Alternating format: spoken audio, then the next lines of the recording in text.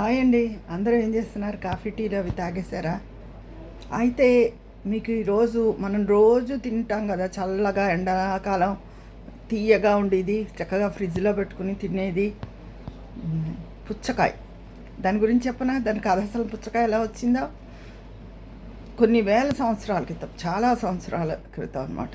వందల సంవత్సరాల క్రితం ఆఫ్రికాలో తిండి లేక ప్రజలు అడవుల్లో అలా తిరుగుతూ ఉండేవారట.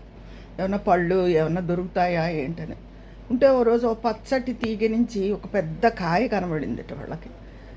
వెళ్ళి దాన్ని కోసారట. కోసి తిని చూసారట. చూస్తే చల్లగా అది కొంచెం చప్పగా ఉందిట, కానీ దాహం తీరేలాగా బాగున్నట్టు అనిపించింట. అప్పుడు వాళ్ళు ఆ విత్తనాలను వేస్తే తర్వాత మంచిగా బోళ్ళు కాయలు అవి పండించుకునేవారట.